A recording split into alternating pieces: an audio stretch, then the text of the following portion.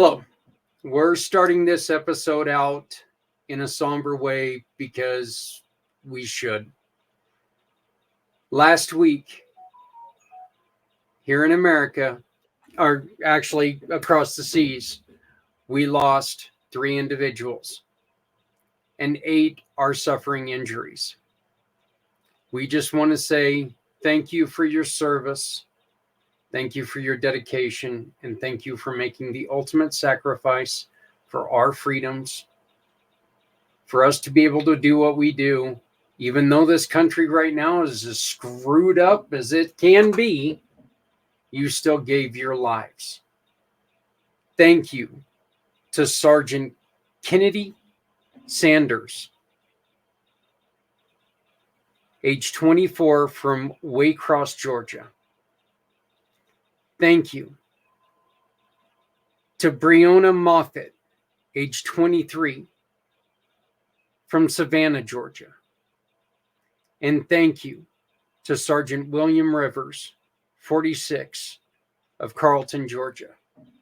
Your sacrifice will never be forgotten by us here at Community Pay It Forward and Footprints Forward.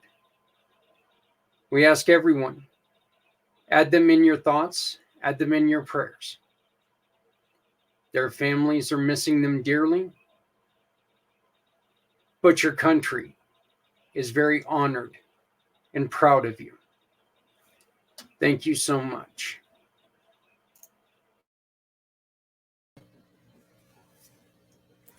One 1% of our population joins the military, yet over 50% of suicides are carried out by our heroes. It is time to find a way to help those who served our country. I challenge you to join us on February 22nd for our 22-hour podcast, Community Mission to Serve Our Veterans. Tell your story, introduce your solutions, inform us about jobs, homes, or other opportunities to show your support to our veterans. Donate or sponsor. Use the QR code above and prove you're ready to make a difference. Make a commitment to the community mission to serve our veterans.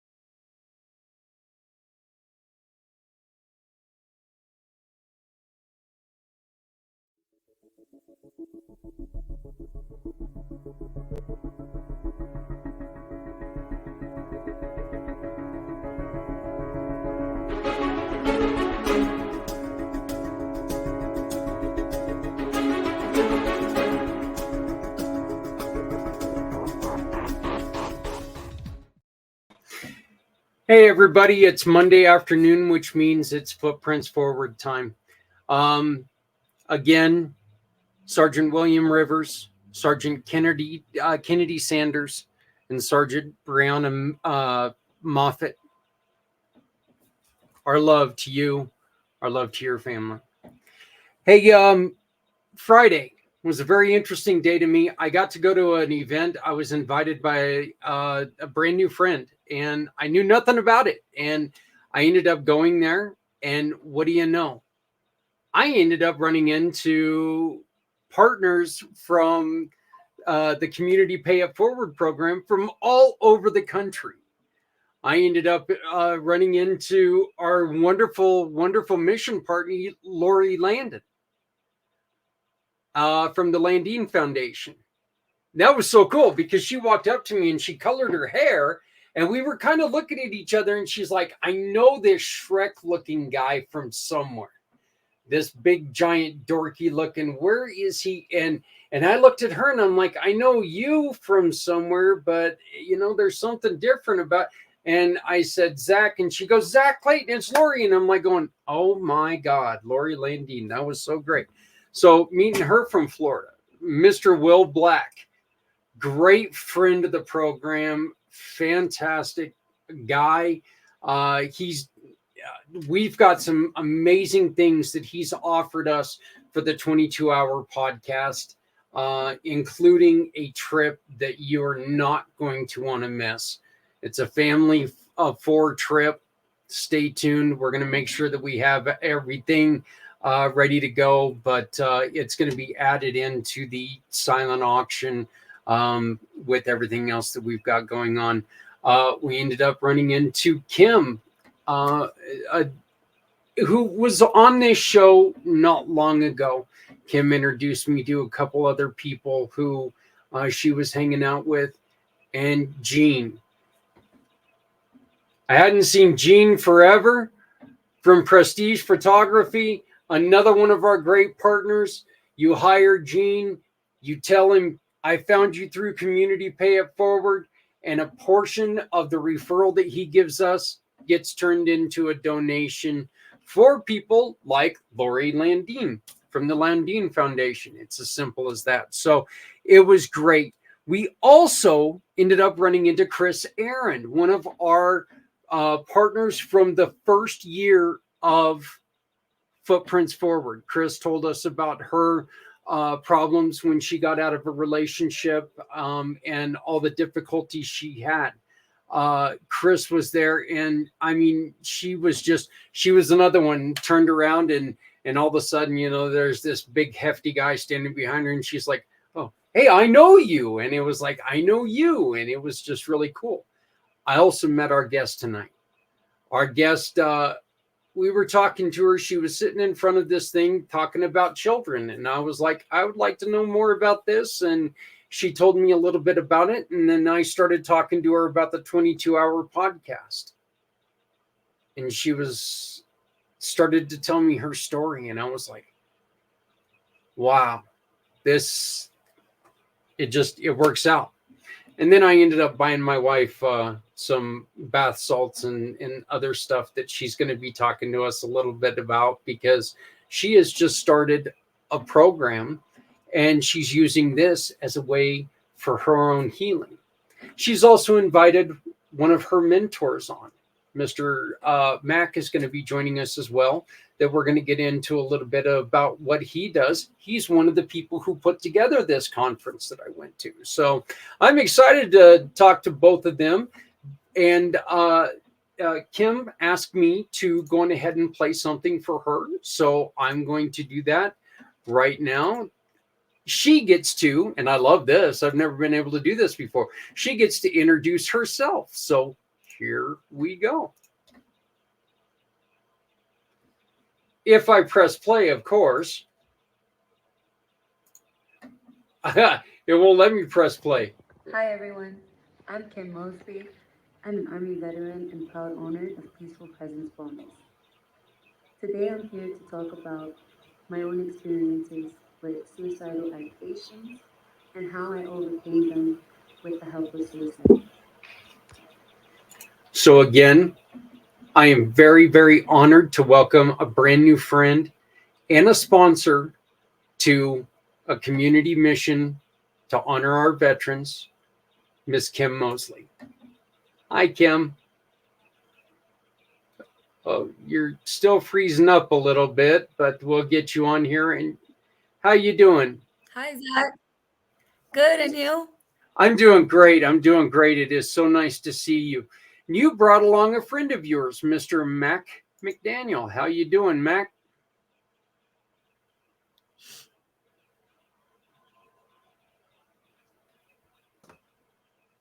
There you go. There I go. I'm doing terrific. I'm very honored to be invited to this.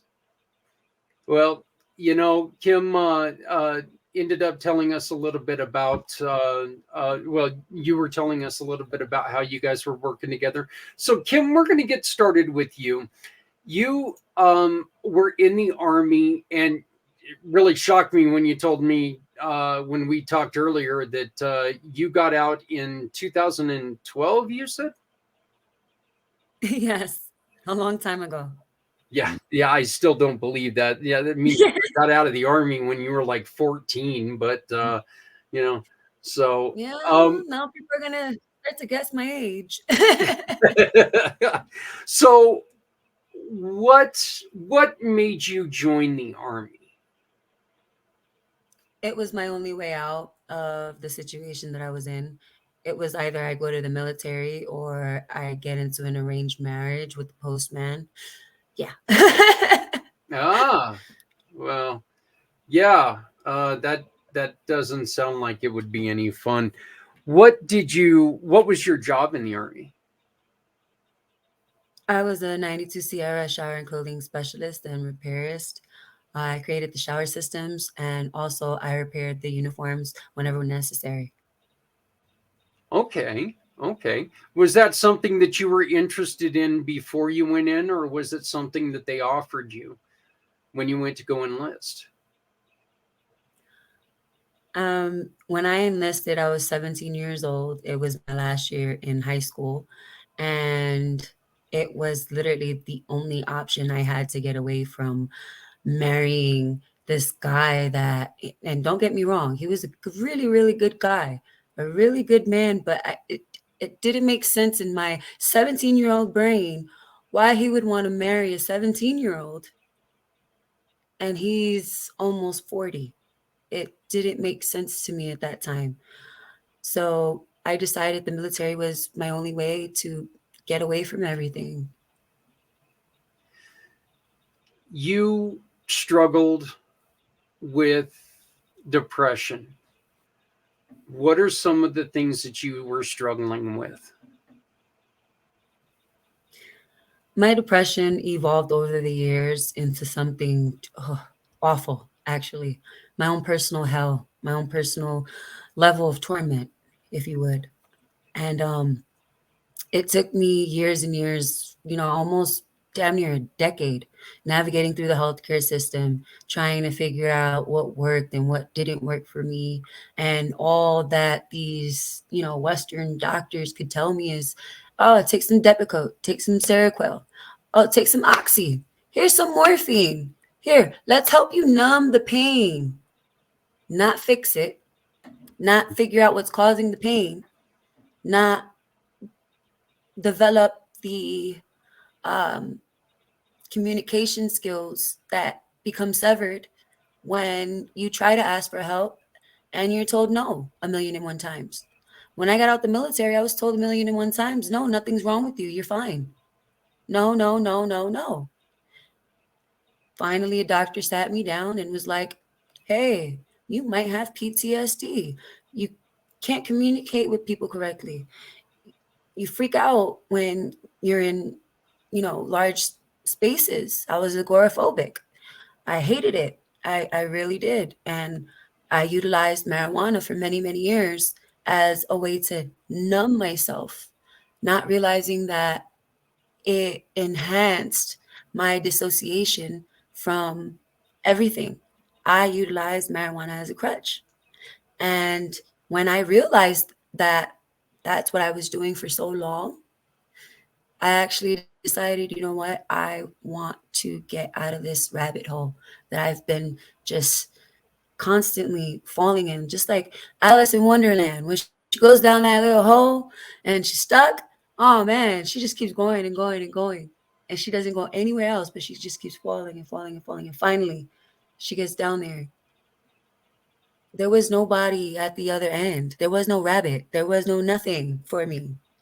There was just me having to deal with me, having to pick up the pieces that have fallen off of me along the way and put them back where they belong. My heart was literally hanging outside of my body for so long.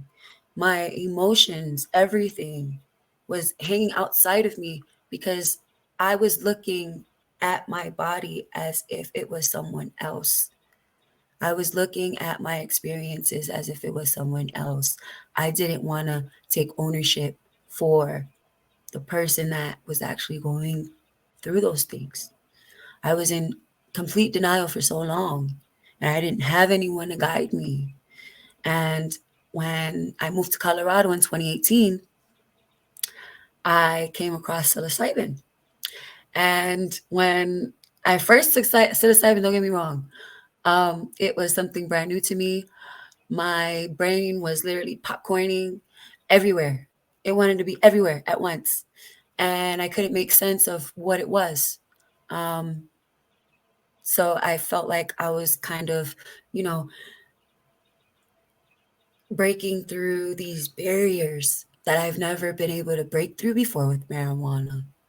Like, yeah, marijuana is great to relax if you have anxiety. It's great for pain. Don't get me wrong. I've had cancer. I've battled cancer. I'm a survivor. Don't get me wrong. That's good for other uses. When it comes to PTSD, I am a strong believer that psilocybin helps with the system, excuse me, with the symptoms that come out of PTSD as a whole. Now, not only depression, but suicide ideations, anger, frustration. Um, so many veterans, take their own lives because they're told no. I was resilient. I did not give up. I kept saying, okay, if you're going to tell me no, someone's going to tell me yes. If this person's going to tell me yes, then guess what? I'm going to go with that person. I'm going to figure out what I have to do to heal myself because I'm tired of living in freaking hell. I'm tired of it. I absolutely got on my knees one day and I was like, God, please help me understand what's going on with me. I don't understand any of it, but I'll figure it out. I'll do my research. And so I did.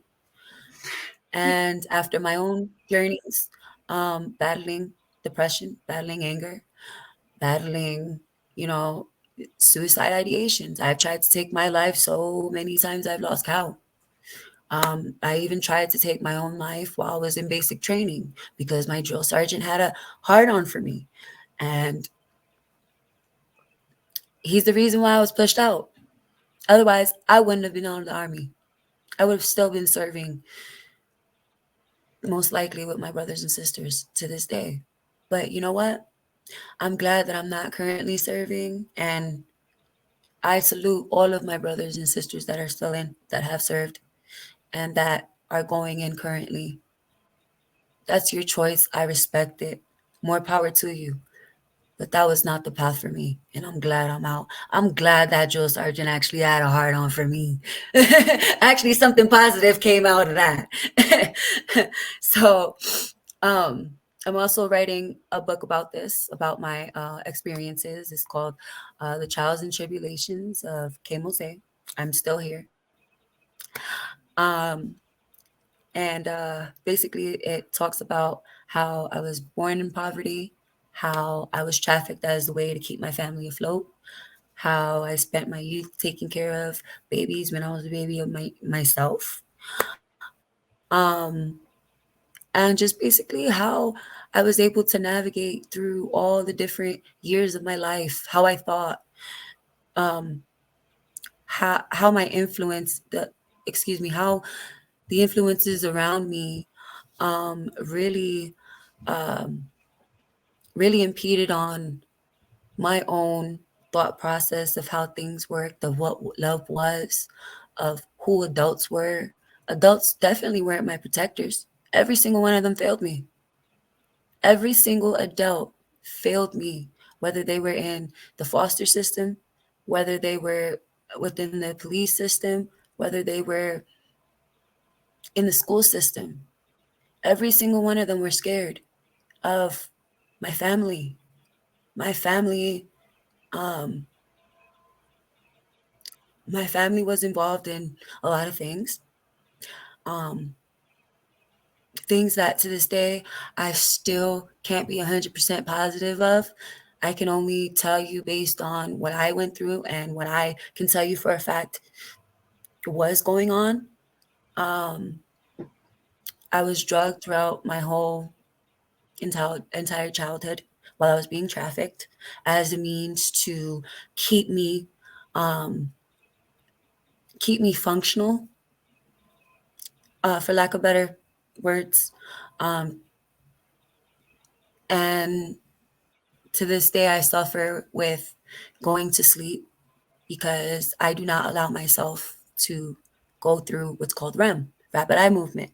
I don't Mhm. allow myself to go through a deep sleep because I feel like if I allow my body to go into a deep sleep, then what ends up happening?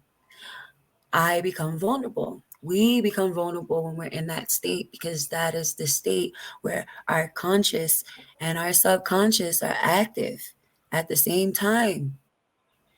And when that happens, we're able to process our thoughts, our feelings, the things that have went on throughout the day.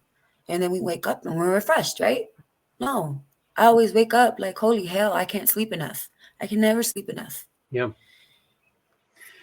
Yet Back in you and 2020, I decided, oh, yeah, go ahead. you and I talked about vulnerability yesterday, or on I'm sorry, on Friday a little bit, and you and I were talking about that, and how being vulnerable is not always a bad thing, but for somebody who's went through personal hell, like I mean, I didn't hear a quarter of what you're talking about here. And now I'm so glad that we brought you on to talk about this because there was a lot of stuff there. My wife and I have tried to foster kids, and we've tried to bring in kids, and we get a lot of the we've had a couple of the kids that have fallen through the system, that the system has beaten up. And so they come in and they think that we're just here to take from them, and it's a hard fact. That's but what are what are some of the things that from your past that you're using now to try to lift yourself back up with? I've always loved writing. Uh, that's why I'm writing a book. Back in 2020, I actually decided to get the book rolling and help other people. Um, when I started taking care of babies at the age of 6, um, it really unlocked this deep passion to help others, to want to be the person that another person can depend on, that they can always come to for guidance and for anything, really. Um, and so I decided to continue writing, to continue talking about my story more, to sharing with people, um, actually comforting people in these times because you don't really have an emotional support person nowadays. You don't. And as a trauma processing guide, that is what I provide. And I just, I love the fact that I was able um, to utilize psilocybin in my journey. Um, it actually helps to block the emotion that I would get every time I have to repeat my story over and over and over again. Or whenever, like I mentioned before, your brain starts to popcorn. When you start taking it, it popcorns because your brain is trying to make sense of what it needs to prioritize at that exact moment. So it's like a computer that's trying to like sift through files and figure out what's the best one you can use. Essentially the same thing in our brains. And when I realized that, I wanted to help other people too. Um, I love to I love to read. I like to disappear sometimes, go into a good story and immerse myself into it. And I love watching doctor shows. The human anatomy has always amazed me. I love learning about the brain every single day. Yeah. Um, our past, our present, our future, how it's all connected, how our brains is just one big connect the dots kind of game. Yeah. And it's okay. It's okay to think how you think because you have the resources readily available. And those are the resources that you have at that moment. It's okay to have thought the way you did back then, too, because that's what you had available until you are more optimistic and more open to wanting to have a different perspective. You'll be closed and you'll have your own set of beliefs. So you've stated that trusting adults because the adults have always let you down. Someone like Mac comes into your life. What makes Mac different? What did Mac offer you that you were able to go, hey, there's an adult that's not full of shit? What was it about him that gave you that feel that made you allow him into your life? So, first of all, I met Mac through Achieve business conference. We had met prior at a mixer, but then we actually shook hands at the Achieve Business Conference. I joined Achieve while I was homeless and living out of my car. Um, Mhm. this was just last year. And I told them, I was like, hey, Rob and Vanessa, I've been studying you guys for over a year. I'm a people watcher. I do my research before I get involved with anything. I see all the growth that you've, provided to people within the community as a whole.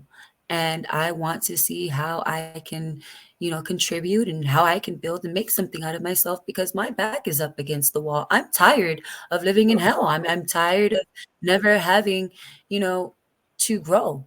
I just have just enough to stay where I'm at. Please help me change my thought process because what I'm doing is not working for me. And then at the following conference, after they gave me scholarship and allowed me to join the program, thanks, Rob and Vanessa, by the way, Rob and Vanessa Raymond of uh, Achieve Systems. So at the following business conference, I had met Mac and I looked at how he interacted with people. I paid attention to his tone of voice. His dress threw me off. It definitely threw me off.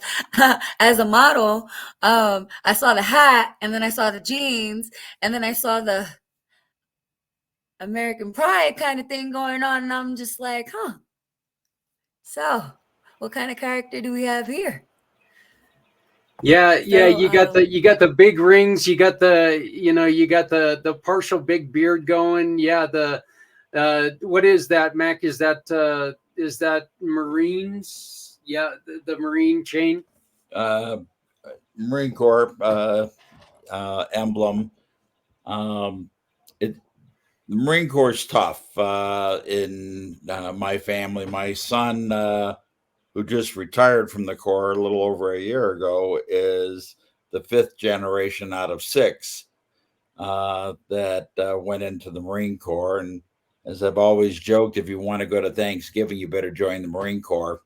Uh, Mom gave me the emblem. I literally wear it every day. Yeah. My mom's not with me anymore, but it's the first thing on in the morning, last thing off at night, and uh, I became a much better Marine after I got out. When you're young, you don't always understand what the tutelage is all about, but hopefully you get a little bit more mature and you actually understand it. Mac, he's my cousin, but he's as close to me as my two brothers are. And he and I, he was one of those guys that was as as a kid, he was kind of screwy. He had back then he was a pain in the ass. Now we would say he was probably ADHD or something like that, you know. But back then he was just a pain in the ass. We didn't have a name for it back then. But he went to the Marines while I stayed here in the States and did nothing, you know. And you could definitely tell that the two, you know, you could tell the difference when he came out and how much more. So I think you're right there. You know, he went in and he used it, as Kim said, he used it to as an escape, and he used it to get away from things. But I think he really also found something from it. Um, was that something like what happened with you? Did you find yourself in enlistment? Well, because of the family background, it was always about being a Marine. My eighth grade career paper was on being uh, in the Marine. I went in shortly after high school. Um, and, you know, there's uh, a lot of rivalry between the different branches of the service. I had a gentleman that was the president of a chain of camera stores out of Arkansas. And we were all standing around. He was a colonel. He retired as a colonel out of the Air Force. Um, and we were all talking, and he said, Mac, why would you say something good about another branch of the service? I, to this day, I don't know what I said. I said, if you want me to be serious, between 18 and 22, we all made a similar decision. Mm-hmm. And then, being the smartass that I am, I said, some of us made the right decision. But, you know, I'm an American. Yeah. I understand anybody from any country being proud of their country. I am a proud man of our country, and I'm a student of it. And I believe that our veterans are very important. Yep. As children, we make a commitment that could mean our life. Yep. We have our rights and our freedoms because of what, for almost 250 years, uh, military men and women, and more so now, ladies have gotten involved like Kim than in the past. And we should thank a veteran every day. And you can take me out of the equation, but every other veteran needs to be honored. Absolutely. Absolutely. We read off, I read off three names today. There's no war going on, yet they lost their lives. Mm. You know, when Kim, you joined the service, you handed them a piece of paper that said, "Here you go. There's my ass on a platter. Do with it as you will." You without know, and I even mean thinking. it it could have been the end of everything, but you still rose your right hand and you gave that oath. And that's why I always say, I didn't join, I am not a veteran, but I am a proud patriot of you, what you've done, this country, what you guys have allowed us to be able to do, and I can't thank you both enough. Kim, what does Mac mean to you? What has he brought to your life? He's brought a lot of value as far as helping me understand the ins and outs of business as a whole, helping me to understand, um,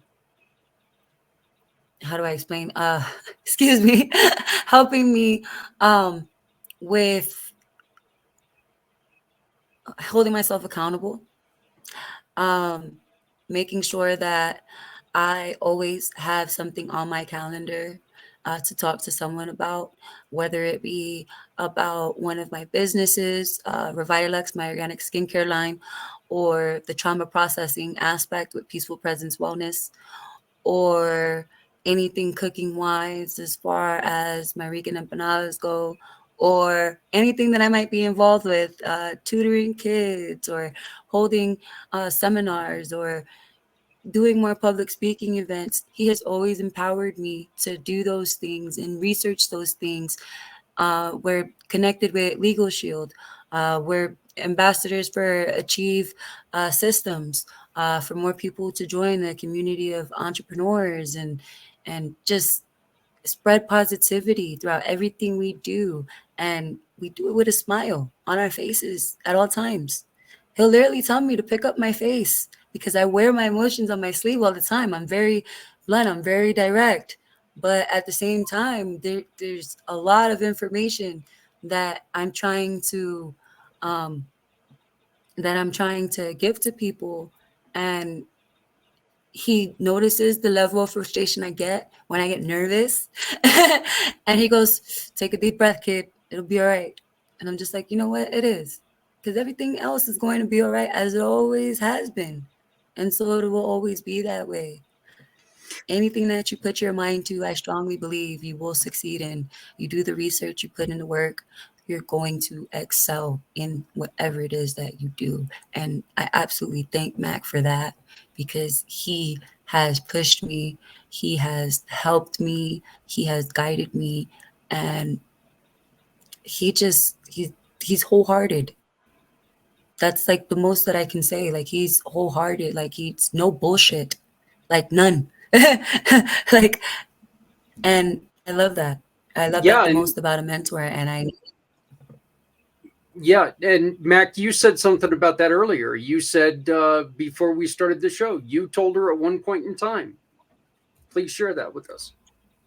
I told her when we went to a 2 day conference that only had about 40 people in it. It's called Achieve University, and it's all aspects of running a business.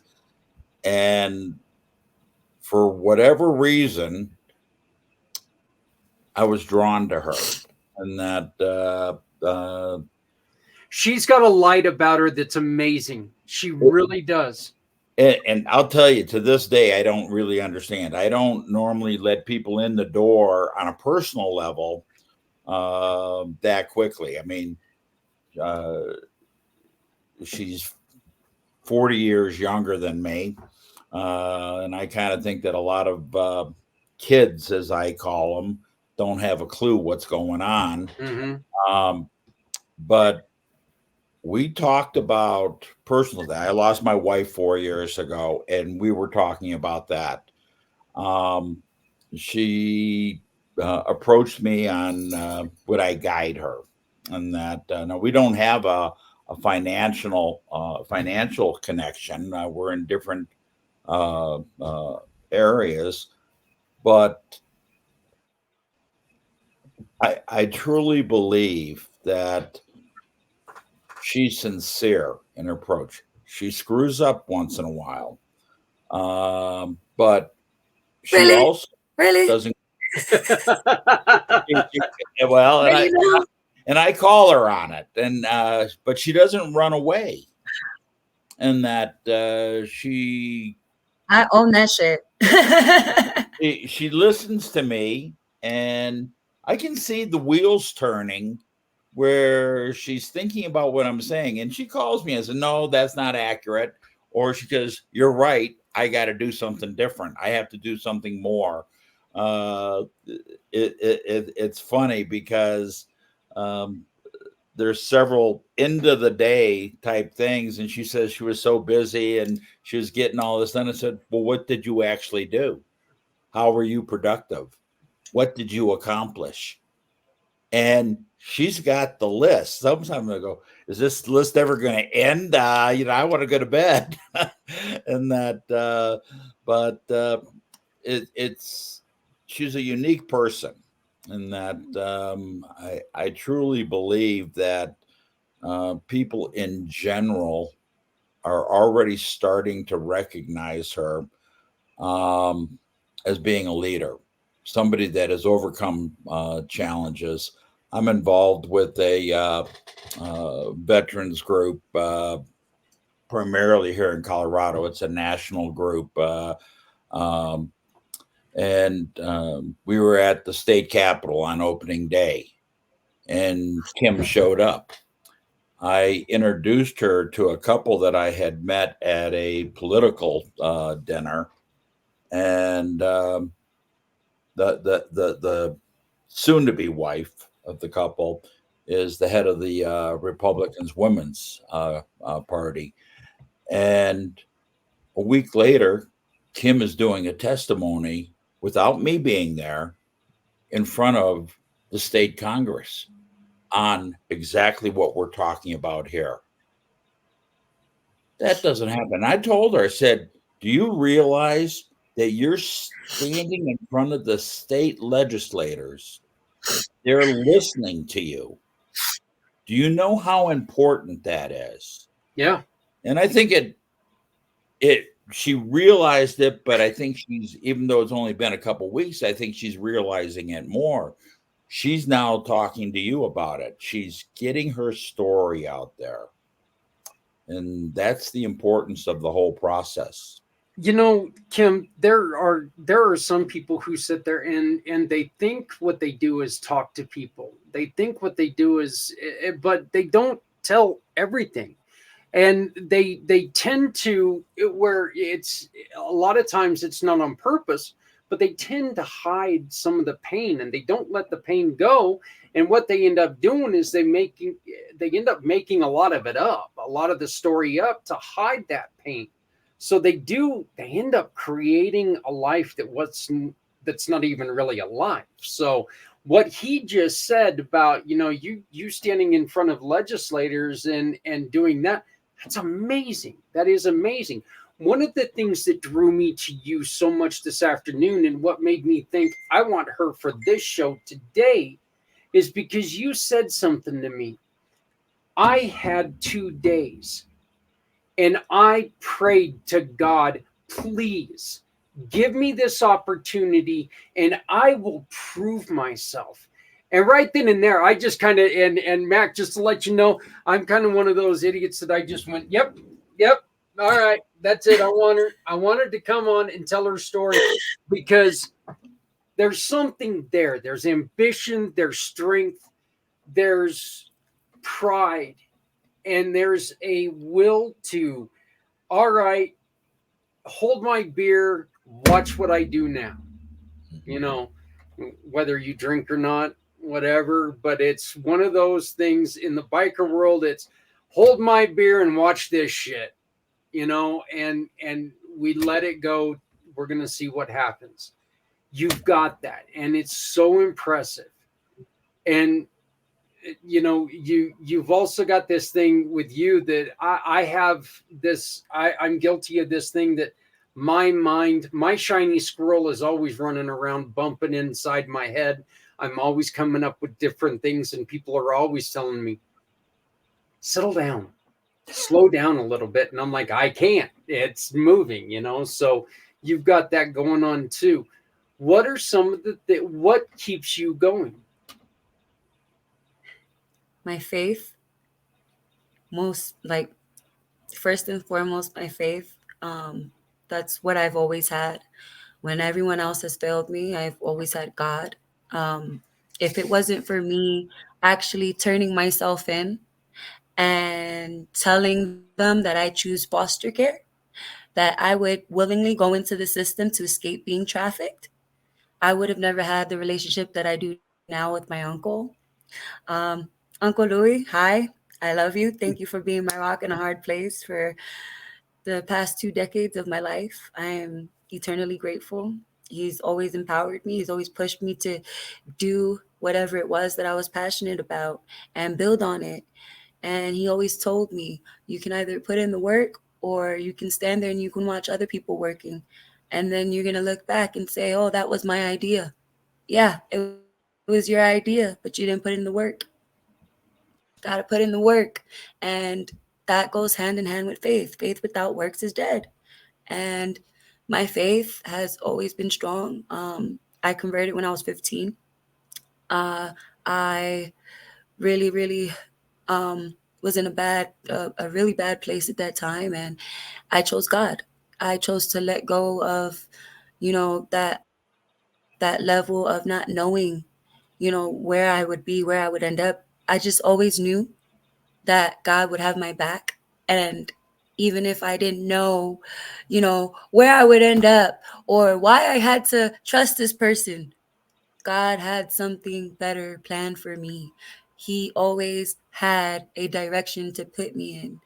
And with the psilocybin and the trauma processing, that I became passionate about, I also broke into, during 2020, not only did I start helping people with trauma processing, but I started working on my skincare line and perfecting it.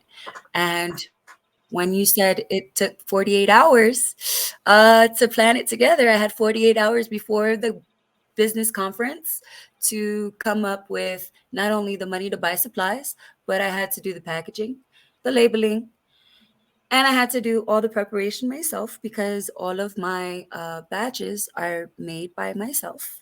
They're all organic, made with lots and lots of love, but in really small batches because I never want to take away from the consistency of my product or its efficiency. My products work very, very fast. It's called Revitalux, and I use them on myself. I love how it feels, how smooth it goes on, how it can not mask. It's not masking anything. It's actually healing things. My rosacea, for instance, you can't even tell that I have any. Nope. And I don't have any concealer on right now. I just have lipstick and a little bit of eyeliner. That's it. And yeah, it took 2 days because after 2 weeks of trying to find investors and sponsors and trying to get people to believe in my product, I said, you know what, God? I'm going to get on my knees. We're going to figure this out together. I just need somebody who believes in me, that is willing to give me the supply money I need. That's all I need. I just need supply money. I'll figure everything out. Just please, I need some supply money. Please, please, please. The next day, literally, I had a photo shoot scheduled because I still do modeling. So if anyone's interested, please send me a message. Kiim Mosely Modeling, or Kiim Mosely is my personal page. Um, so I had a photo shoot, and I've been working with this one photographer, Dale, with Dale Self Photography, for the past 5 years. From the moment I started modeling in Colorado up until now, he's helped me in any way, shape, and form that he possibly can. And I was like, you know what? I'm gonna ask a quick favor. Hey, Dale, can I get an advancement on that? I know we have a photo shoot on Sunday, but can I get an advancement? Because here's my product that I'm trying to push. And I sent him a picture. And I was like, but I need money for labels. I need money for uh I need money for jars. I need money for containers to put the lip balm in. I want to make a body scrub. I want to make a body butter. I want to make a detox bath mix. And I also want to make a lip balm. Um, I want to help the world with all organic products that are good for the skin and good for the environment. Please, I just need you to take a chance on me. Can you please just give me an advancement so I can buy the supplies? He was like, okay, here you go. Boop. He was like, I cried. I literally, my eyes bulged out of my head. And then I started crying. I was so overwhelmed with joy. I was like, okay, now I can start buying supplies. So I started buying supplies on Amazon and everything. And then finally, when everything came in, that's when it sunk in. I was like, oh shit, this is actually happening. Yes, Yeah. I'm making stuff. I'm making And my own products. and you kicked the hell out of it. You really did. Mac, you had something? I did. At 71, I try to see the humor in life. And we were at this conference we were talking about this weekend, and she comes up and she puts stuff on my arm. I go, "What is that?" She says, "Oh, it's going to feel good." And I was teasing her. She says, "Oh, I feel so special now. My arm feels silky and smooth." And that's not my personality. Yeah, But it I'm proud of her. I really am. well, like I said, it was just she told me that story, and you know, it's just the in which I'm not a religious person. I'm very spiritual. I have a spiritual side to me. Call it religion, call it whatever you want, but the connection that she has, and then the faith to go and talk to someone else and say, just give me a chance, and then not squander it, take it and take that chance. And she, boom, there was product out. She had product everywhere. She had different types of product, and she was ready to go. It's kind of funny, Kim. You were talking about how you like having small batch because you like to keep consistency.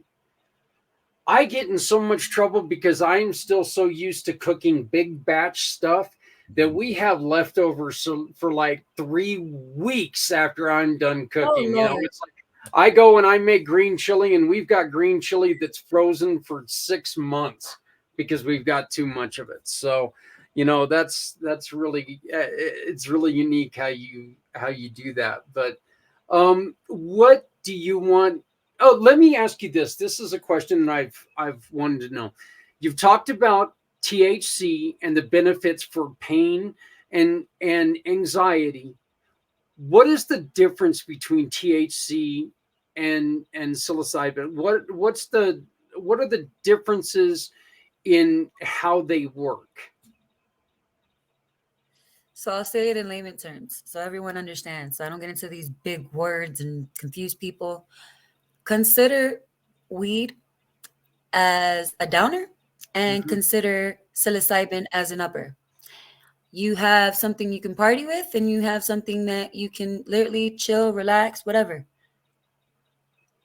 Marijuana Oh, also builds on your depression.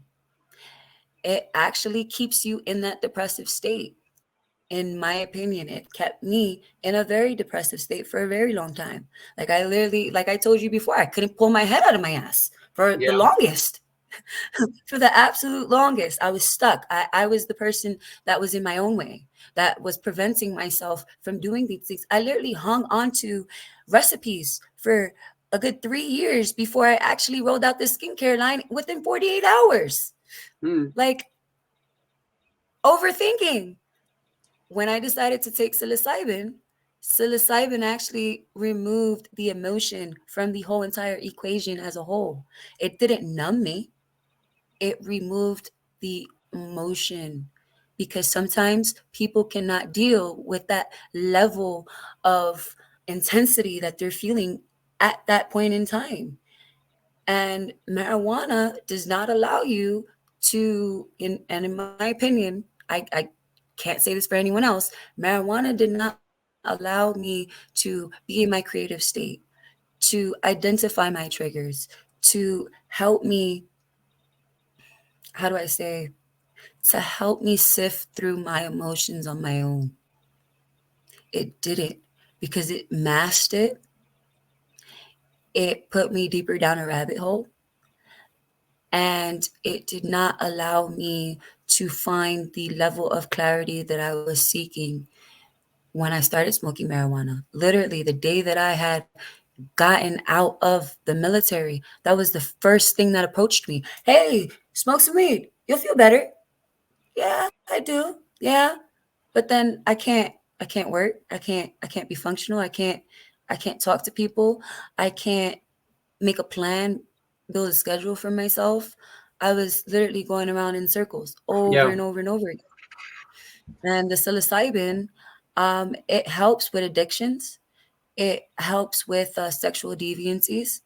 It helps with suicidal ideations. It stopped me from wanting to take my life, because this whole time that people are saying, I want to die, I want to die, I want to kill myself. Do you really want to die? Do you really want to take your own life? Do you really want to stop what it is you're doing because of a situation or a person? I don't think so. And when I realized I just wanted to, again, dissociate and run away, like I did when I was a kid, I said, no, I'm not running away anymore. I'm going to fight this head on because I can. And I can do all things through Christ that gives me strength. And I know that with that and my uncle, I'm good. I'm winning. I can do anything. You got to put in the work. Yeah. You got to put in the Uh, effort. You got to do the research. you got a good start um, this last Friday. You got a really good start at the conference that we were at. What's the next step for the skincare? I'm looking for more investors actually. Like I said before, I'm the worst at articulating things. I'm not very good at words, but I'm getting there. um, I'm looking for more sponsors and investors that are willing to help me further the production of my product line, to help me get this, all around the world in parts that it's inaccessible, because I believe that beauty should be luxurious. It should feel like you're in a spa, except you're in your bathtub, you're in your bathroom, you're literally at home, just exfoliating, and you feel like you're getting a full on spa treatment with this exfoliant scrub. You feel like you're being lathered with this, this dreamy body butter that just meshes with your skin. Am I right, Mac? Well, that's cool. Stays in. And it's not just for women, it's for men too. That's why I approach men the way I do. I say, hey, can I try something on you? Oh, what's that? Oh, that's a body butter. I don't want to be greasy. It's not gonna come on greasy. Can I just show you a little bit? Mac was hesitant, but the moment it went on, he was like, ooh, I'm silky and smooth. Yeah. So we strive to deliver the message of inclusivity as well, because it's not just for women, it's for everyone who has a skincare routine or that doesn't, and is looking to find a skincare routine that actually sticks, whether or not you're someone that's young in your early 20s. And I explained that to someone recently at the conference. I told them, you don't have to spend 20, 30 years like most people do to find something that works for you. Try this. If it works, stick with it, because if it works for your skin, it's going to be hard to find something else that's going to work even better. Yeah. Well, I know one place, a little bit of self-grandizing here, but I know one place where you can try to get a little bit of extra finances for your product, and that's with the Community Pay It Forward program. We love trying to help people in the startup world, for both of your peaceful presence, wellness, and your skincare.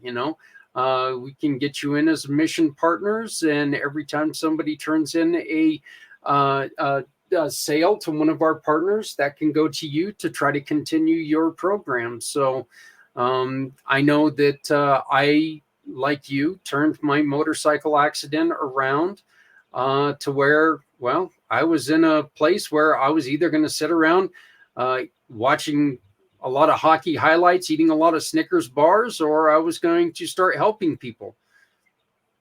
Eating a lot of Snickers bar, watching hockey highlights, but at least now I'm helping someone, so it's useful. But so I know that we've got a lot of things that we're going to be talking about. You are, though, a going to be joining us the I believe it's the 6 o'clock hour, correct? On the On the 22nd. 22nd. Correct. Yep. I'll So I'll yeah, be back she is. on. Yep, she's going to be a sponsor, and she's going to be back on February 22nd as a sponsor. So we are thrilled to death to have you there, and I cannot wait. I think that we've got a lot of things that we can work together and do. Um, would you like to say any last words? Like tell people anything? So right now my website is under construction. However, if you message me directly, I can ship a goodie bag out to you. Just let me know, please. Like I said And before, I make everything in small batches with a lot of love. we will get all the contact information, and it'll be available on Community Pay It Forward, Footprints Forward. Just hover over Footprints Forward, and you're going to see all the information there. So, shh, I'm talking. And if you ever need a trauma processing guide, let me be your guide, and I will be more than happy to help you on your wellness journey. And we will definitely be talking about that. Mac, do you have anything that you want to send us home with? Well, you have my contact information. Yeah. My passion business is the veterans group. If somebody has a business like Kiim, it doesn't have to be that type of thing. I've been self-employed business owner for almost 50 years, and I've recently turned it into a mentoring program, so to speak. I'm not really sure that I like the word mentor because it makes me look like I'm a little foo-foo, but I want to help people in business avoid getting smacked upside the head with a 2x4 like I was over my 50 career. So please share my information accordingly. Yeah, we will do that. Again, we will be talking very soon, and I'm pretty sure that we're going to have you on one or two of our other shows just to try to get some things in order. Hey, you know what? What I've learned from this conversation is, as we've always said, one thing does not fit everyone. That's okay, right. And a slow start or a bad start to life doesn't need to mean a bad end to life. You can turn things around. You just got to put in the work. I love the way that you say that. Put in the work, get it going. If you've got an idea, run with that idea. An idea is only going to fail if you don't try. There's there's no reason why you can't get an idea to do wonderful things. I at one point in time thought I was going to get into event planning, and then I realized I don't like people enough to be an event planner. So that's where Community Pay It Forward came from. It's It can be stressful. I'm able to use my personality to do this, and I don't have to worry about putting together a wedding. Been married 3 times, Mac, and none of my wives wanted me to have anything to do with the planning of the wedding. So let's put it that way. But hey, I want to thank both of you guys very, very much. I look forward to working with both of you a little bit further and talking to you guys. If you guys stick around through the end, I'd love to speak a little bit more for a couple more minutes. But hey, everybody, make sure that you help someone out there, because if you're not helping someone, you're hurting everybody. No one needs to go it alone when we all come together. This is a great big world, and we may disagree on certain things, but the one thing is for certain: we're all we got. Help someone else out there, because it doesn't take tons of money. It might just be a smile that can help somebody be uplifted enough to continue this day. All right. So that's all you've got to do. Make sure you love someone out there, because someone out here loves you. My name is Zach Clayton with Community Pay It Forward, Community Dare to Care, and the PAC channels. And we will see you next week right here on Footprints Forward. Thank you very much.